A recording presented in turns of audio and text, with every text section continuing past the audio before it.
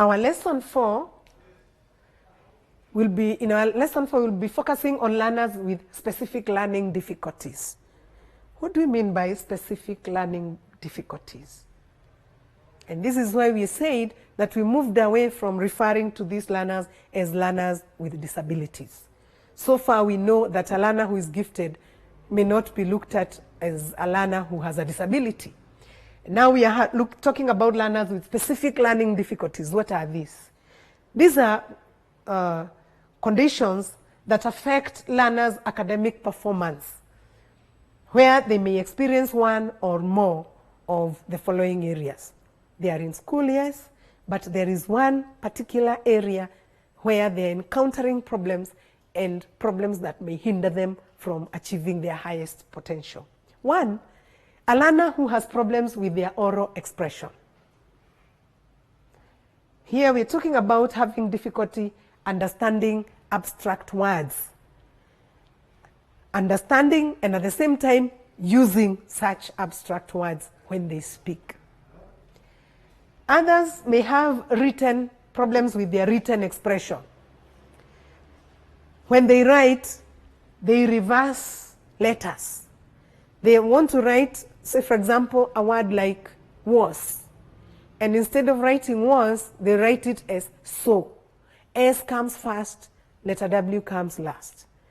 And we have learners who encounter such problems. It's not that he means so, he means was, but when he reverses the letters, they form another word, and therefore they are not properly understood. Others have difficulties writing on a straight line, serious difficulties writing on a straight line, so they have difficulties with their writing. Then another area is reading and comprehension. Not just reading, but also comprehending, understanding what they have read. And we are talking about sound blending as they read. If one has a reading problem, the sounds that they use, you really cannot really follow properly what they are reading. Even when they use words, some of the words they use, they are not able really to understand what they have read, if they are able to read. Others may have mathematical reasoning. They are okay, their brain is okay, but they are having these small other problems that can really transfer into not performing well and not understanding as they learn. So mathematical reasoning, they may have difficulties counting. Others may even have difficulties with measurements. Others may have issues with monetary value. All those aspects in mathematics, they may find themselves really having a problem in just simple arithmetic. And they'll also need help, because it's not that they have a mental retardation, it's just that it is a specific learning difficulty that they are encountering. Others have problems with listening and spelling. So when, for example, you dictate notes, what they write may be very different from what you said. The spelling of the word that you spoke is very different from what you said, because they are listening and whatever they write appears to be very different. And these ones may also have a problem when it comes to copying something from the chalkboard. They are copying stuff that are not really matching with what is on this chalkboard or even in the book. So these are specific learning difficulties different students are likely to exhibit, and each one of them differently can result in a learner not achieving as best as they should. So it is a special need. They are also considered as special needs, and that is why we refer to them as specific learning difficulties, because it doesn't mean that one has all these, but one may have just one of those or two of them, which can really affect their learning at the end. So what do we do with these educational intervention strategies? We need to set reasonable goals with each of the learner, depending on the problems that they exhibit. Use of visual aids, important to use visual aids. Development and implementation of an IEP. When I talk of an IEP here, I'm talking about an individual education plan. Individual education plan is for an individual student. This student who has a problem with calculations, mathematical issues, come up with a plan addressing that particular problem of that particular learner, so that you are able to set goals and objectives that you'll be monitoring at the end of those goals to see whether they are making any progress or whether they are right where they were. And then once the goals have reached their limit, then you now can come and set other goals and monitor. That is the importance of an IEP, because you're looking at an individual, the challenges they're facing, you're coming up with objectives that are time-bound, and you keep monitoring within that time limit to see whether they're making any progress, and then continue helping. And once they achieve whatever you want them to achieve, then you withdraw their IEP. Learning activities structured from simple to complex. As you make them learn whatever skill you want them to learn, move slowly. Start from simple to the toughest, so that you're not the one who has issues or difficulties reading abstract words. You're not starting with those very difficult ones. You start from simple, moving on to complex, working with them until they are able to work through whatever difficulties they have. And then use of guidelines for appropriate classroom behavior. When they are in class, maybe there's a certain behavior you also want them to learn. You are setting specific guidelines. Here, when I say you need to learn to write this way, you have specific guidelines that you are able to follow, you are able to monitor, and to see whether they are making any progress or not. Then we have learners with autism spectrum disorders. Previously, this used to be seen as just autism. But we have moved from autism, we are now talking about ASD, which is autism spectrum disorder. The reason why it is referred to as a spectrum is because autism, as it continues to be exhibited by learners, and like I said earlier, it is not one of those traditional areas of disabilities or special needs that we knew. It's something that has come up, and it has become very common. Researchers are still doing their research to understand what causes it, but it exhibits itself in very many different forms. One could be language, another could be social interactions, and many others that are coming up recently, and that we are even hearing in our media being referred to as autism. So it is now considered as a spectrum because it exhibits itself in very many different ways. It is a developmental disability that significantly affects verbal and nonverbal communication, social interaction, and also awareness, imaginative play. Awareness of imaginative play. So you realize that a learner with autism will delay in gaining language or learning language. You see the age mates have learned language, they're able to speak, but they still cannot speak. So it affects their verbal communication, non-verbal as well, but mostly they'll just point something if they want something, or hold your hand and take you somewhere and point at what they want. But mainly it affects the development of language at the time that a child is expected to be able to have acquired language. Social interaction. There could be a relationship, maybe because they don't have language, they're not able to interact, but there may not be a relationship because, again, this could be a person who just does not want to interact with others. They would rather be by themselves and will not be outgoing. If a child, they will not go out to play with other children, and even if they're there with other children, they're doing their own things on the side, but they will not interact with the other learners. Now, what are the characteristics? One, we've talked about difficulty in expressive language. You realize that a child is using gestures more than words, pointing rather than telling you what they want. insistence on sameness, and maybe if I go back to the first characteristic, some of the parents tend to think that their children or their child is deaf because they'll just use gestures and they are not speaking. But the good thing is that when you talk to them and when you give instruction, they respond. So it is about autism and not deafness. Then insistence on sameness. They will not want to change a certain routine that they have learned.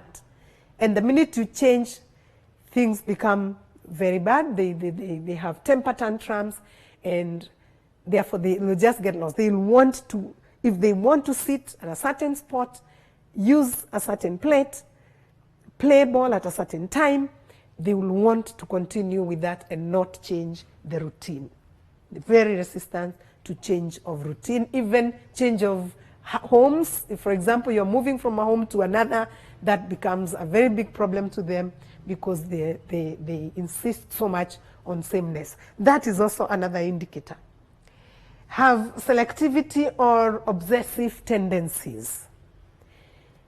They may be very, very obsessed to one thing, and they will not want to stay away from that one thing. It can be a program, it can be something tangible, that they have to be having it every time when they are eating, when they are sleeping. That kind of obsession to something is another indicator. Problems in cognition and behavior.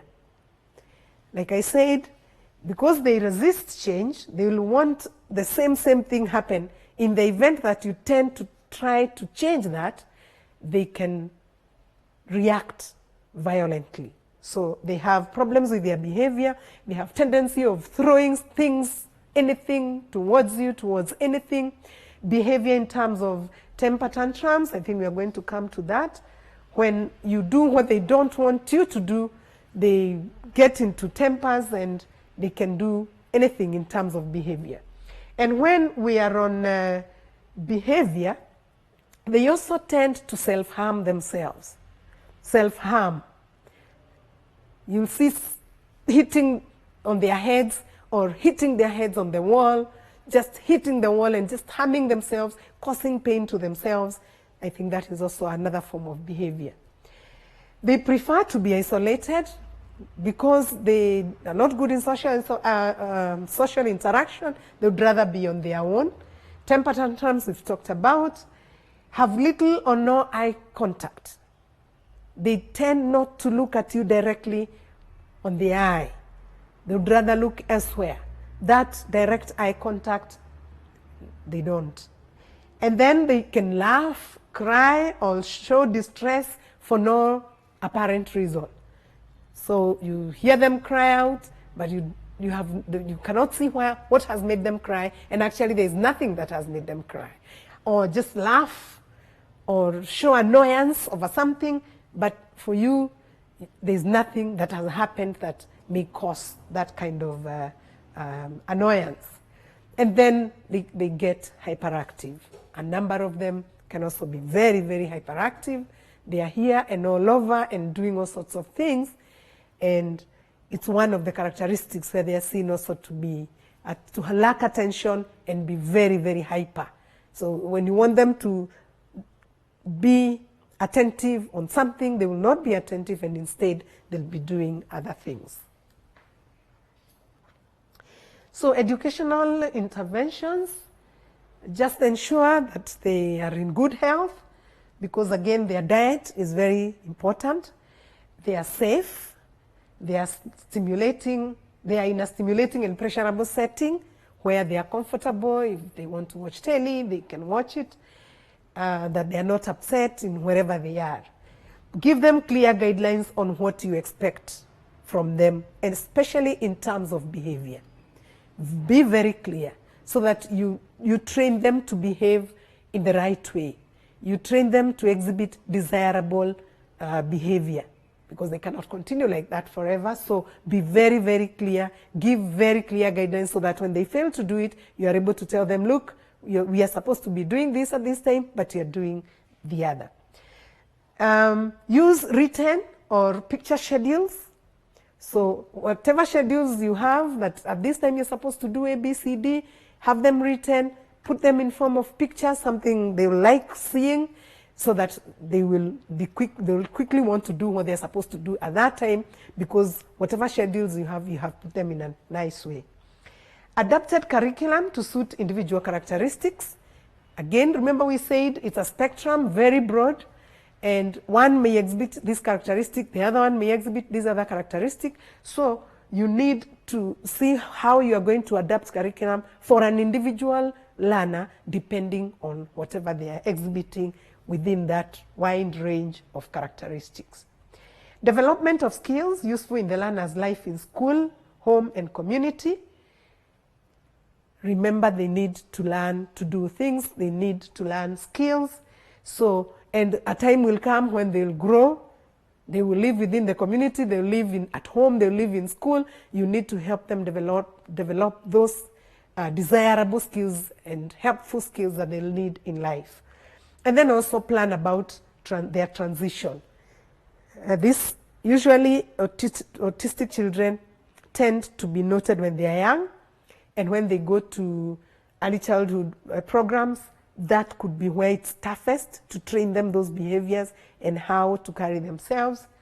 But a time will come when they will leave that level and go to school, primary school, and you need to prepare them because they will leave that school. And there is the issue of wanting to insist on sameness and not wanting to embrace change. So you may have difficulties when they're moving from this particular school or this class to the other. So it's good always to plan and to prepare them in advance on new placements where they need to move to. Encourage participation of family in assessment, in developing the IEP, because these are learners who really need an IEP. Remember, we said an IEP is an individualized education plan, because every person is an individual. The behaviors they're exhibiting are different. So when you're developing that, you need to engage parents. When you send them for assessment, you need to engage them and tell them what you think. And then when you're developing a plan, you need to do it to the parents so that they can help you even when the child is at home. Learners with communication difficulties. These are people who have issues when it comes to fluency in speech. They are not fluent, and therefore they may not be able to acquire or develop language at the right time. There are two categories of those with speech difficulties. There is the speech itself, and there is the language itself. The two are different. Acquisition of speech, being able to speak, and also being able to receive from others. When they speak to you, how do you receive? We call it receptive language. So under speech, we are talking about articulation, pronunciation of sounds, and fluency difficulties. In articulation or in pronouncing sounds, some sounds can be omitted, others can be added, others can just be dropped. And then in fluency, we are talking about being able to speak without stammering or even reading, but when you're speaking, you're not really repeating words, you're able to have a flow, fluency. Then language difficulties is receptive language. How do you receive what others tell you? Are you able to understand what others tell you through language? And also, are you able to express yourself and communicate information by use of language? In speech is about sounds and fluency. In language is about receiving and also expressing yourself using language. Characteristics. Mostly they speak very fast. They will have disorganized sentence structure. They will substitute, as we said, omit, distort, or add sounds that are not there. They are likely to have too low or too high tones as they speak. They are likely to speak in isolated words, word after another, rather than a flow of many words in a sentence. Have difficulty controlling saliva, some of them, not all. Have tendencies to breathe through the mouth, because they're having this problem as they speak. and they avoid activities that involve talking because they know they have problems talking, they are stammering, they may not understand what they're being told, they may not be able to communicate what they want to communicate.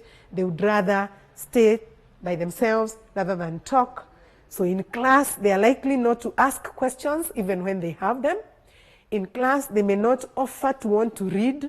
If you are asking someone to read something, they'll never raise their hand up. But as teachers, we need to notice that and be able to help them so that they don't grow with that same kind of fear and with the same problem. It's a problem that can be addressed. So teachers should be very patient with them when they read, when they speak. Train other learners to be patient and supportive so that when they are talking, they are not showing as if they are getting impatient.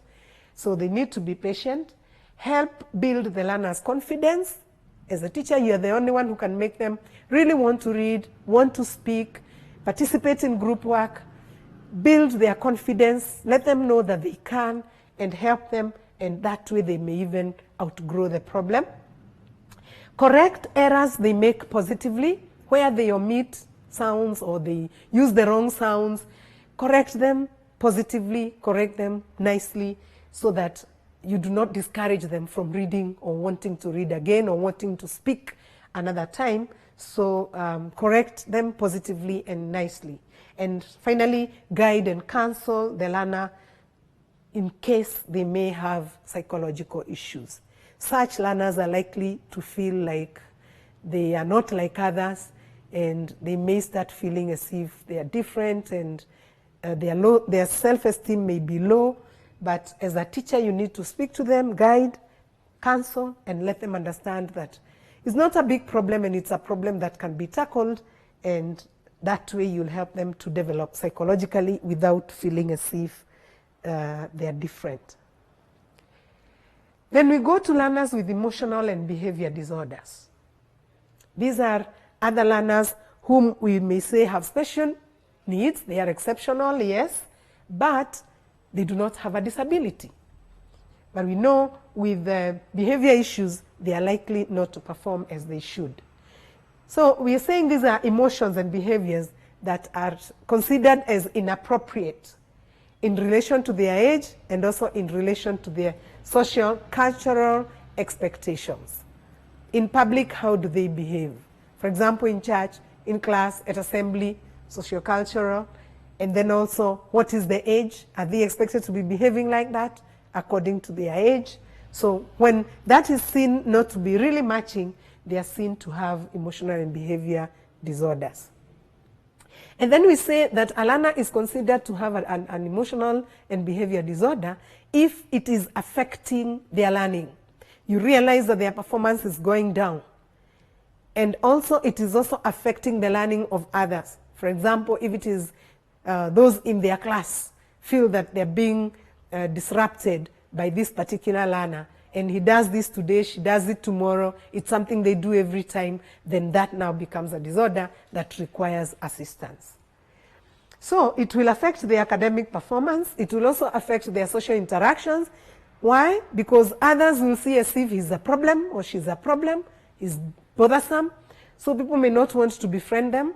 In most cases, maybe they're aggressive, they're violent, and therefore others will not want to relate with them. And therefore, apart from affecting their academic performance, it is also likely to affect their social interactions with their peers, age mates, classmates, etc.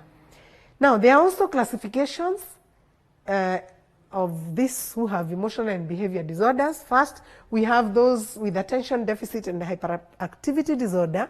We call it in short ADHD. It explains itself.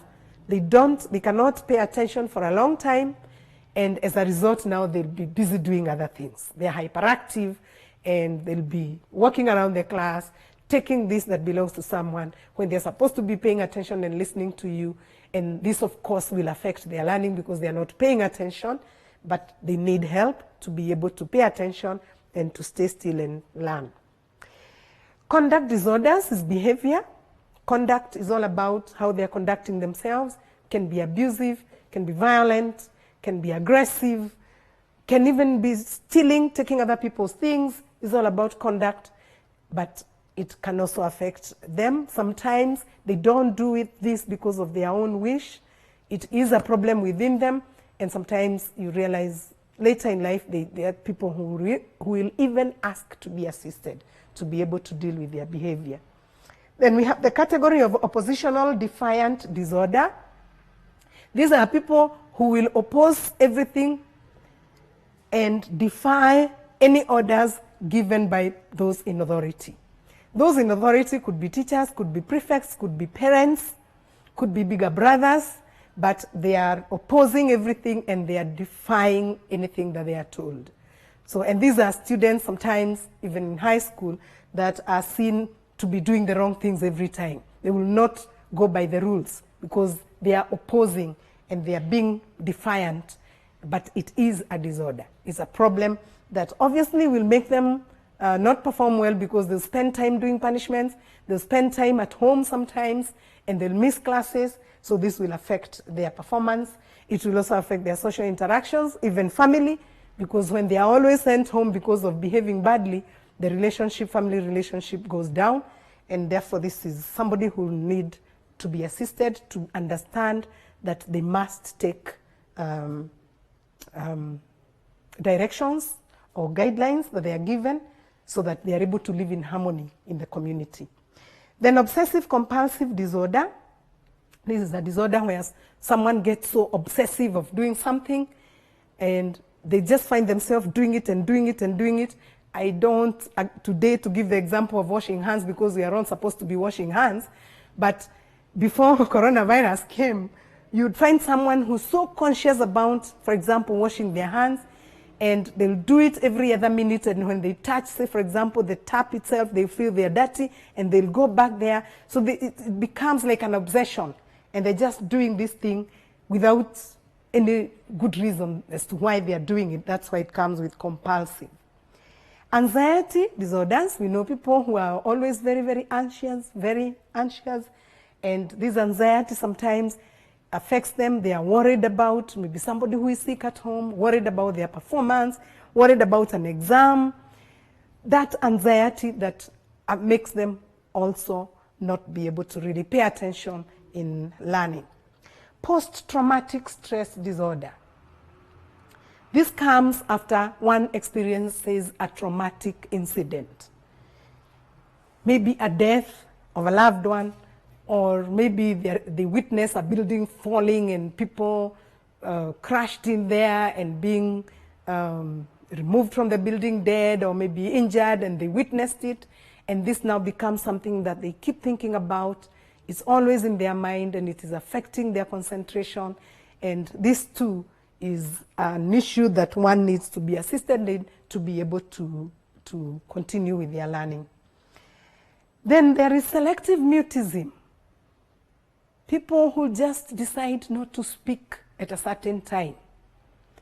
And it can happen to a learner who is in class and who is expected to respond to the teacher, and all of a sudden you realize that they have chosen not to speak, and not for any particular reason. So this is also someone, a learner, who will require assistance so that they are able to respond to whatever is happening in the classroom. And there is also the bipolar disorder, several disorders that come with behavior issues. Characteristics are the ones that we know of. Could be verbal or physical aggression, disobedient and rude, as we saw, depressed, a learner who is just depressed and you cry very easily, one who is just bored and untidy and does not want to wash their clothes, comb their hairs, is an indication that they could be having a problem. Inattentive, and when they do something, they are always blaming others. They are never like considering that it could be their fault. They are disruptive, they are destructive, they are destroying things, and do not take corrections and criticism positively. And they also have difficulty maintaining and building and maintaining interpersonal relationships with other learners. So those are some of the characteristics. Others could be withdrawal, a learner who is just by themselves, they do not want to meet with others in groups or even join others, they're just there withdrawn, it means they are undergoing some emotional distress and they need help. How do we help them? Number one, it's good to establish school rules and classroom rules and attach consequences to those rules, that if you fail to do this, this will be the consequence. Use behavior modification strategies. We talk about strategies like negative and positive reinforcement. When they do something nice, you reinforce positively. When they don't do what you expect, you use negative reinforcement. Take away something from them that will make them feel that whatever they did is not pleasurable. Individual and group counseling. Counseling is important. You can do it one-on-one. You can do it in groups. Creation of a friendly school environment. Sometimes issues happen because the environment the learners are learning in is not friendly. They are not able to channel small issues that they have to the authorities. Once the school environment is friendly, you are likely not to have serious issues. Structure programs with no room for displaying undesirable behavior. Programs, everyday program, weekend programs, do not leave room that will allow displaying such undesirable behavior like leaving the school compound or engaging in other activities that are not desirable. And finally, use positive and negative reinforcement, as I said, and as much as possible for us in special needs, we say avoid punishment where possible. Avoid punishing, use positive and negative reinforcement. Then we move to learners with physical and multiple disabilities. These are conditions which hinder learners to move or manipulate the physical environment. Physical or a combination. We have three categories: orthopedic disabilities and neurological disabilities and other health related conditions. Orthopedic, we are talking of things like amputation of limbs, where one does not have one hand or one leg or both. Scoliosis. Scoliosis is abnormal lateral curvature of the spine. Yeah, we have seen people whose spine is curved. Muscle cramps. Muscle cramps, they are learners. They are people who have frequent muscle cramps that make them have difficulty walking around. We also talk about the brittle bone disease.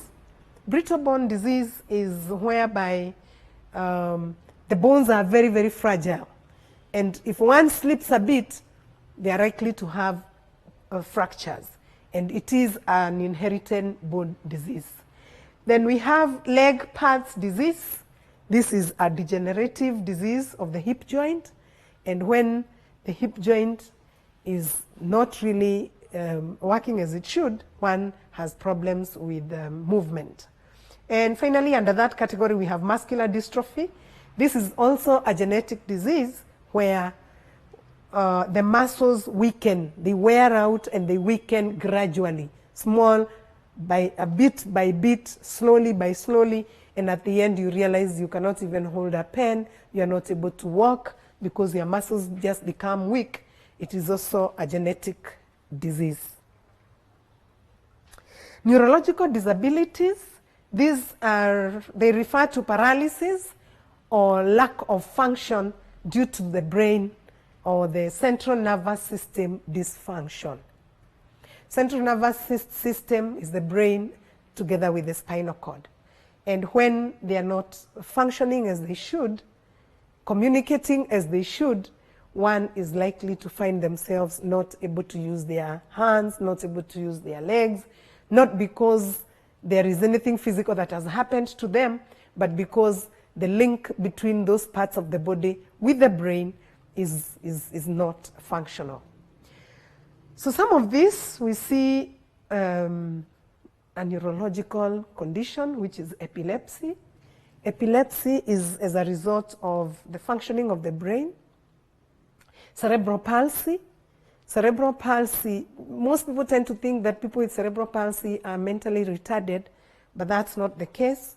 It's just that the muscles, the brain does not communicate to the muscles to be able to walk, speak, control your saliva, or even use your hands, but their brain is intact. It's just that there is that dysfunctioning between the communication between the brain and the spinal cord. Spina bifida, which is a condition where the spinal tissues are slightly exposed during the development of the fetus. So that affects, because the spinal cord, the tissue itself, which is made up of nerve cells, is somehow exposed, and it affects one movement. Hydrocephalus. Hydrocephalus is abnormal accumulation of cerebral fluid in the brain. The fluid in the brain becomes too much, and it affects the functioning of the brain. Congenital malformation of the brain. Congenital is you're born with a brain that is not performing as it should. And then there is acquired. Some of the acquired diseases, that is malaria, meningitis, head injury, cerebral hemorrhage. Some of all those can also lead to neurological disabilities. We had talked of meningitis before. Now we are seeing malaria, which is likely to affect the brain. Poliomyelitis is also an infection caused by a virus, and this virus destroys the nerve in the spinal cord, and you know how people end up having physical disabilities as a result of poliomyelitis. Then there are those with multiple disabilities. When you talk of multiple, we are talking of more than one. And one of them is one we talked about, deaf-blindness. So when you are deaf-blind, you have two conditions, because you have a hearing impairment and a visual impairment. Then cerebral palsy, neurological, that affects the movement, the muscles. The muscles are not commanded to facilitate movement. Then there are those who have mental disabilities and visual impairment. One has a mild or a moderate mental retardation, and at the same time has a visual impairment, or has the same and at the same time has hearing impairment. So more than one, we put those in the category of multiple disabilities. Then there are those learners who are considered as having special needs because they have chronic health diseases. Very important for teachers and learning institutions to consider that certain learners are having this kind of illnesses or diseases that require their attention. These are diseases like asthma, some heart diseases, hemophilia. Hemophilia is reduction, severe reduction of ability of clotting of the blood. And it's very important that the school and teachers get to know that if such a learner is injured or has a scratch, their blood may not clot, and therefore it is important, and they are considered as having special needs and as being exceptional. Tuberculosis, diabetes, sickle cell anemia, and some burns. Burns, not all, but there are burns that may lead one to have a physical disability, and therefore they will need to be assisted. So those conditions are considered as conditions that need to be addressed, that school need to know and be able to treat learners as learners who are exceptional. Then we have children who are said to be living under difficult circumstances. Children that we say are vulnerable. They will be going to school because they are within the school-going age, and they live in risky conditions. This could be as a result of politics or social-cultural issues, economic issues, or even health difficulties. And this may hinder their psychological and even educational and emotional development. These are children who are traumatized, have experienced something that is traumatizing. They are abused and neglected. Street children, children who live on the streets, not knowing what to eat or when to have a meal next. We have child laborers. We also have children who are refugees and displaced. They may come to our schools, yes, but they are carrying other burdens in their minds because they are not in their own country.